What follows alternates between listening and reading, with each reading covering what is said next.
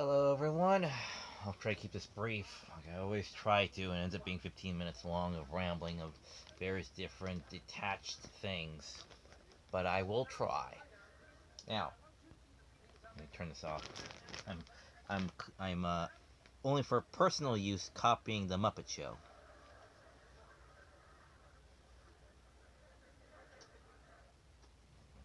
All right. The Trump administration reminds me of a movie. Yeah, I know. Like, what else is things gonna remind me of? There was a movie and it's kind of like spiritual sequel, which I will talk about too because I think it's interesting.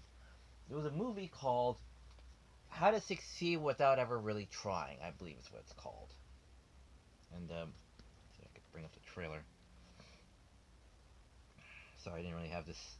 I only thought about this as I was walking in, getting a donut. So how to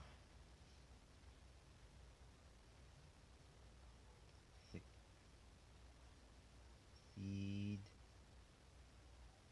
in business without really trying. Trailer. There we go. Ah, yes, here we are.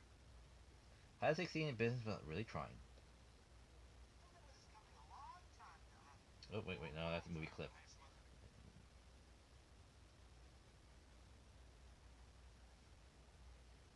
Hmm, that's weird. Typed in trailer. Oh, alright, here. That should be it.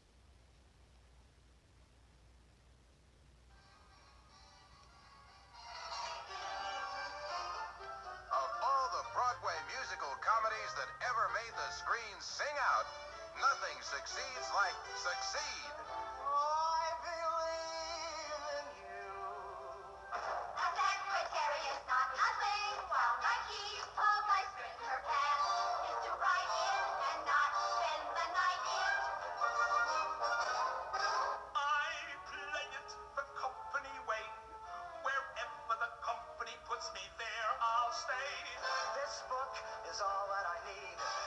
How to succeed.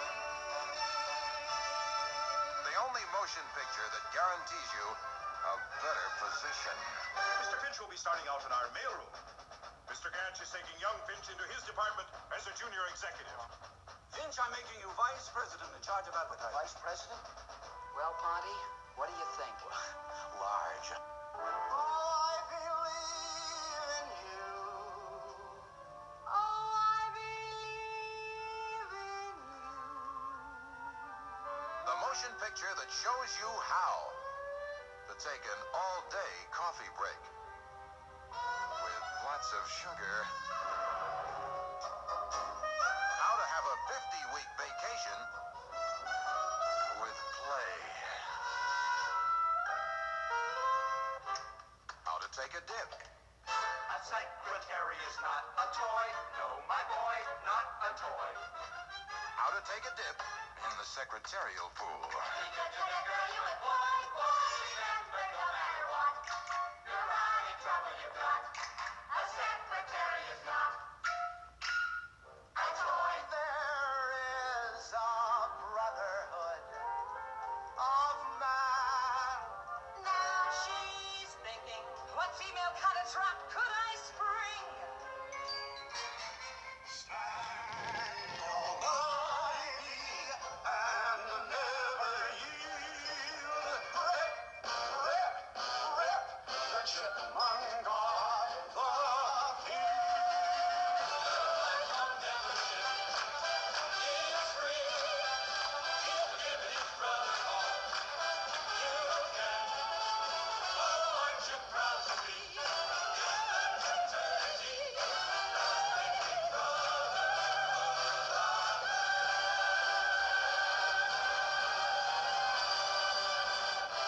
Warning, see it before your boss does.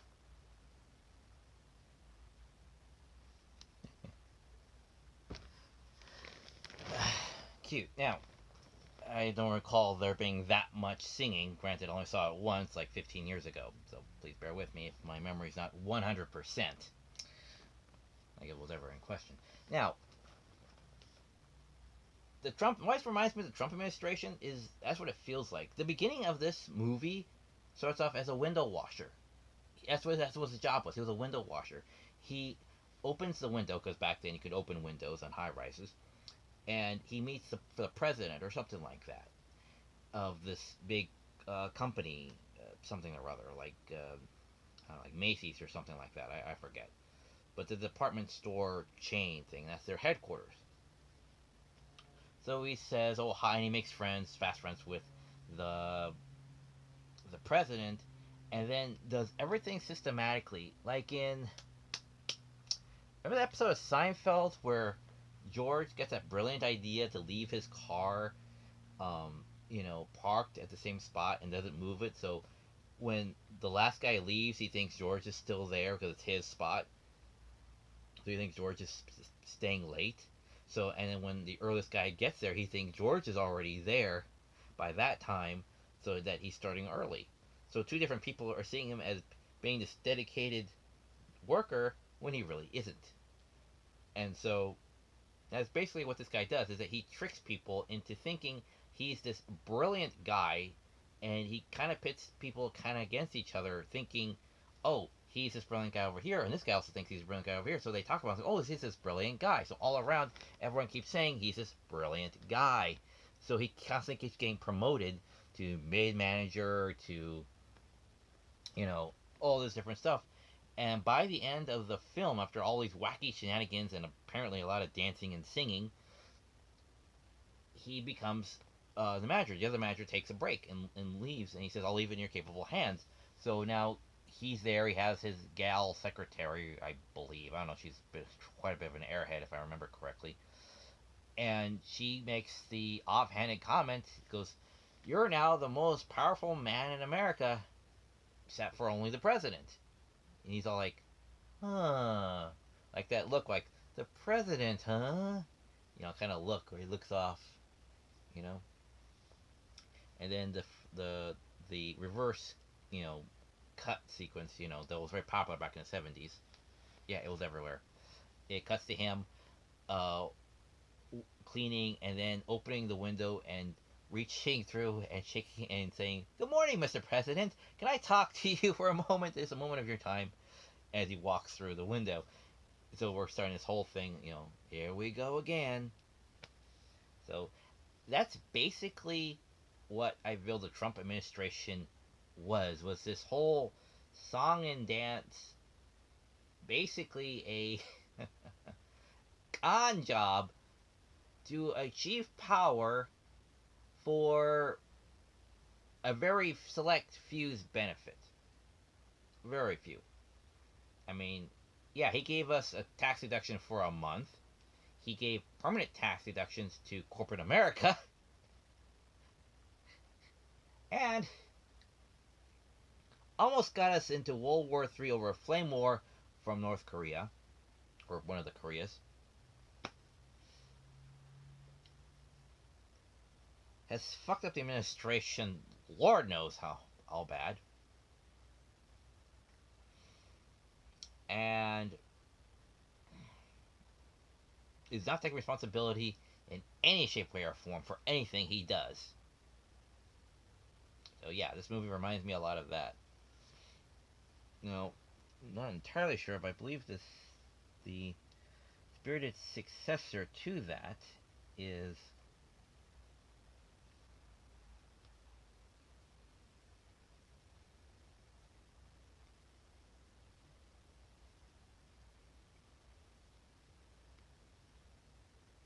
here we go.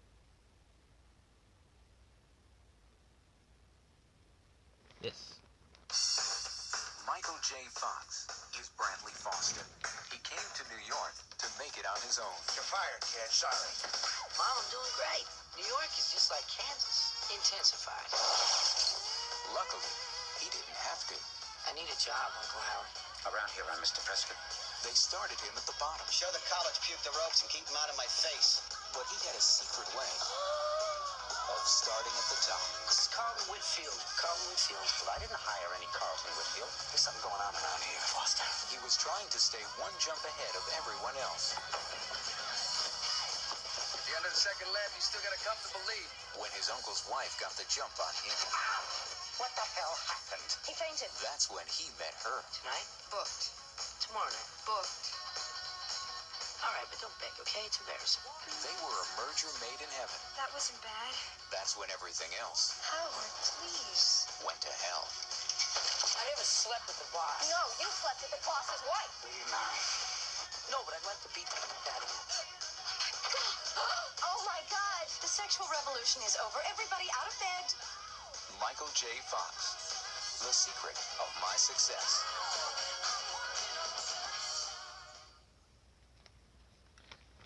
I highly recommend seeing the latter rather than the former. Because one, Michael J. Fox's character isn't doing this for selfish, ambitious reasons to reach the top. It's not his primary goal. His primary goal is to reach the top in order to make the better, to make the company better. Because what he does, he actually makes good deals. He gets things going again, makes the proper choices. Much like in, here, this one.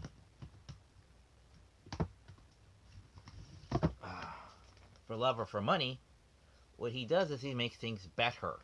He tries to get things working out better instead of just saying, you know, get me to the top where I'm boss. It's if I make all the proper decisions, I'll struggle to get to the top, but it will be for everyone or everyone's benefit or everything's benefit, not just his benefit. And I have the movie Secret to My Success right here, by the way. Let's see, there he is. So yeah, I know this movie quite well. It's rather quite good. You can never go wrong with Michael J. Fox films. So that's the thing. That's the difference between, you know, How to Succeed Without Really Trying and Secret of My Success, which I'm not 100% sure, but I believe has the same actor in it. I'm guessing. I never looked that up, but it'd kind of be cool if it was, right? That, you know, the difference between succeeding for one's own personal gain, and quite frankly, that guy puts that job, that franchise through the ringer to make it likable and popular. I mean, to the point he doesn't know how to run it, so he says, "Well, how do we get sales up?" There's a secret stash of like, I think he says like $2,000 or something like that, hidden somewhere in the markets somewhere, but he never says where. And so the word gets out, so people are flooding the market trying to find the money, and they say you have to be a paying customer to be in here. I guess they put that in, so you have to buy something in order to look for it. So people are buying things left and right in order to be in the store to find these things. So sales go through the roof, and he's a big success, even though it causes horrendous pandemonium out on the streets. Ridiculous. And so, yeah,